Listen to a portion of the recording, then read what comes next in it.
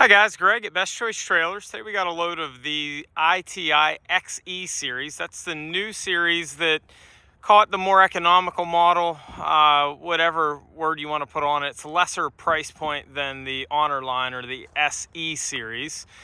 And I just wanted to show these to you because honestly, they don't look like an economy trailer or entry price point. So I want to show you, there's not really a whole lot of any features on this. I think everything's standard from what I see here. So I want to show you all the standard features of what you're getting on this new XE series, because this is similar money really to a lot of the stuff coming out of Georgia, and it's just a tremendously different product whenever you dig into the nuts and bolts. So let's start out up front. It's a tandem axle 7x12.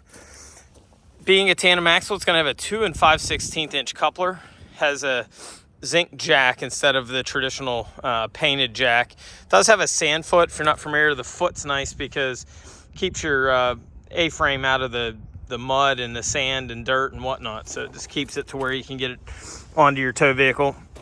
Of course, it's required by law to have a safety breakaway switch. That's what this would be for, clip separate to your tow vehicle. Of course, safety chains. So where you start to see some differences maybe with some of the other product in the market, especially at this price point, you don't ever see truck bed liner on a trailer anywhere near this price point. Really nice feature. Also, they trim out the stone guard. A lot at this price aren't going to trim it out, and if they do, they're going to do butt cuts, not splices.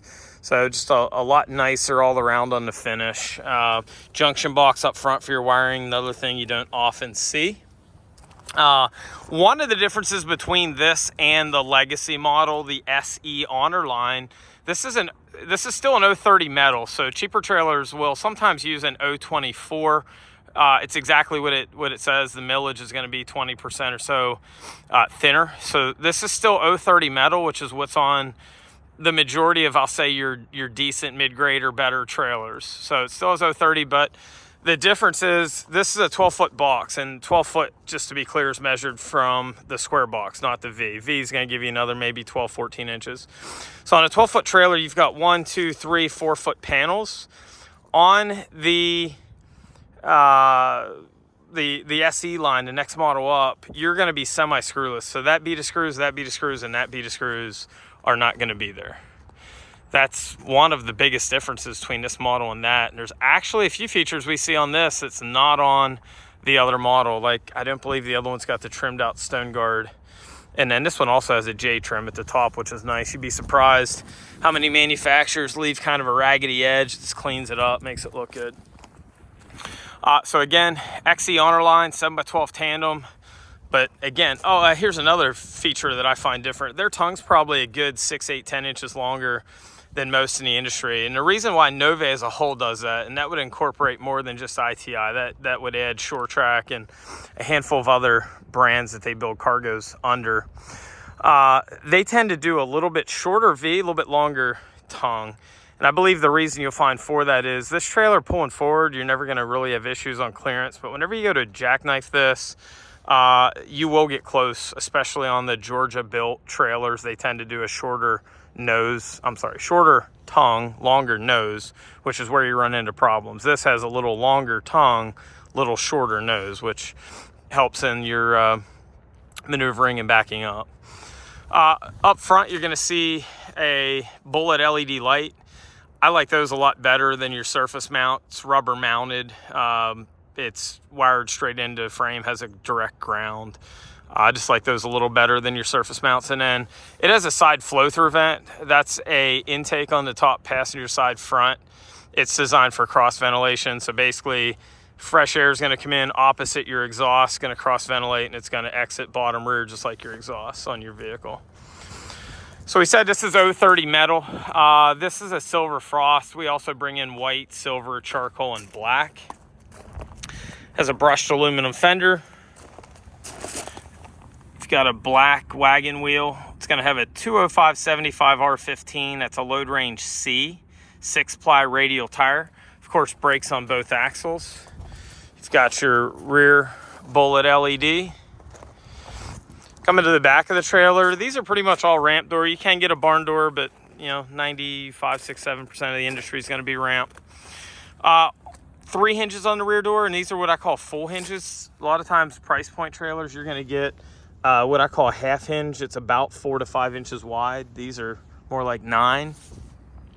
It's got grease zerd on it for serviceability. You also notice that truck bed liner that was on the front is also back here at the rear. Little details, grab handle on this is going to be aluminum. A lot of times price point will be plastic. Hardware on this is actually made in the USA. Believe it or not, they still do make it right in Elkhart, Indiana. I like the Flexco hardware. This fits better than the Chinese hardware. These are about twice the height as the Chinese ones, and I think that might actually have partly to do with why they seem to work better. Bar lock, also going to be a little bit nicer. Typically your cheaper ones are going to have a single strap. These actually have a dual strap, which is going to basically cover your carriage bolts for your rear door. Slimline LEDs, which are nice, give you a nice look. They're also using a slimline up top instead of individuals, which is nice. Bumpers on the door. And then another thing that I just wasn't expecting at this price point whenever this model came out, they're trimming out the rear door. A lot of times your entry price point trailers, they're going to take that piece of trim off, just put a little piece of J there, and leave this as, I'll say exposed, somewhat painted steel. And it typically will get rusty. That's got truck bed liner plus the aluminum trim. Nice little detail. Brag on Nove a little bit too. They seem to do a better job than most with springing these doors. We tend to find that their doors just seem to come down a little easier than some in the market. One little detail, honestly, when I use trailers, I don't need this. If you do, we may have something like it in stock, but they don't put the rear door flap on there.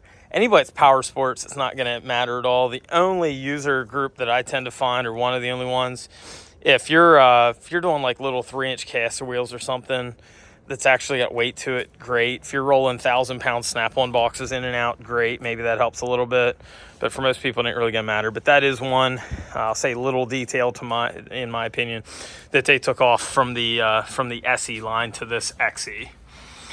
6'6" standard height. I like that because that seems to be where the industry's going. I thought maybe on this model they would go 6 foot, save a couple bucks, but they didn't. It's still 6'6" inside. I also like on the walls, you've got verticals with H molding. This is a lot nicer, in my opinion, than the Luan strips that you used to see.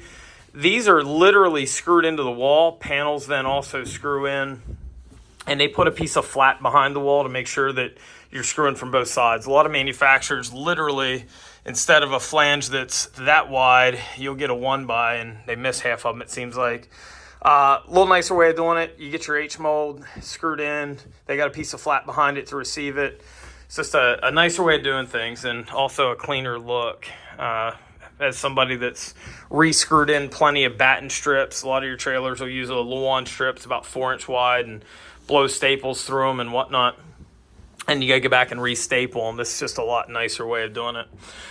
Here's the inside of your intake, and then you've got the outtake at the back opposite corner. Around the top, you'll see mill finish. Basically, your wiring is going to go around the top. So if you ever want to add a dome light or whatnot, typically you can chase around that mill finish, pull it off, and connect in if you need to. Door on this is an RV door. I'll show you from the outside in a bit, but basically you can lock these with the deadbolt there that I'm putting out, or you can lock the handles. You got 2 choices, 2 keys tied to the inside. Residential switching on your dome light sounds silly, but a lot of them have a little switch on the light. It's just a lot nicer if you can reach inside the door, turn the light on. On the roof, these bows are going to be tube, not typically a cheaper trailer is going to be a hat post or a Z post. Tube is just going to be a lot stronger, doesn't flex. And again, same thing, got a nailer flange basically at that seam. So little details they put on these. Also, you've got a gasket tape, so that keeps your aluminum and steel off each other, help prevent electrolysis, etc. But also, it keeps your vibration down on your roof. Just makes a nicer finish. On the roof, if you look at maybe like a Georgia trailer or something cheaper, typically you're going to have like a 16-inch strip going down the center. This is a full 4-foot strip. And then above the Luan in the center, the 4-foot, you've got a 1-piece aluminum roof. So if you look around, typically a galvalume roof is kind of one of those places that a manufacturer can save. This is one piece of aluminum all the way. So if you hear somebody said, hey, I have a roof leak, etc., it could have just been the craftsmanship, or it could have been that the galvalume roof had an issue. We don't see a lot of, I'll say, roof leaks. Typically, if you do, it's right away. Just a sealant might have cured and had a little bubble in it, and you just got to go over it. But this eliminates any chance whatsoever that it's the material, because that is one sheet of aluminum all the way front to back. Again, we said it's 030 aluminum.